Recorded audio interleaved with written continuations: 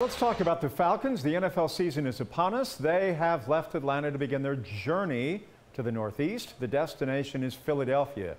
They will begin the season where it concluded in excruciating fashion last season against the eventual Super Bowl champion Eagles. Wes Blankenship is in the city of brotherly love, and he found the one place in Pennsylvania where the name Matt Ryan is highly revered.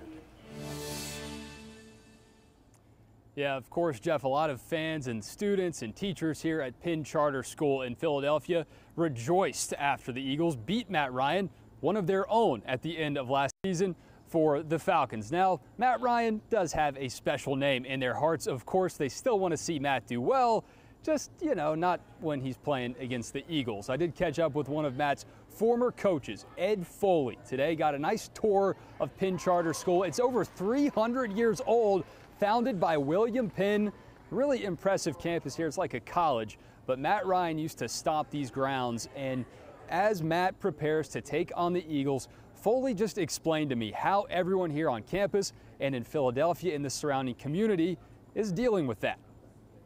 I would have been happy if the Eagles won 51-50, because that means Matt would have had a great game. We have not won a championship, Philadelphia, in so long, and we could not lose in that game, Penn Charter.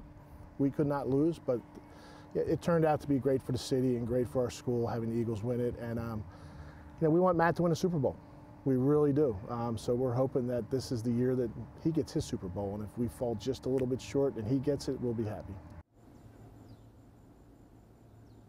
So the Eagles will celebrate that Super Bowl tomorrow night, and if they want Matt to win a Super Bowl eventually, they just don't want that journey to start right here in Philadelphia. Jeff, I'm going to send it back to you and lay down. Me and Dan just had a huge Philly cheesesteak before the hit, so we're going to catch some shade, relax before we talk to you at 6.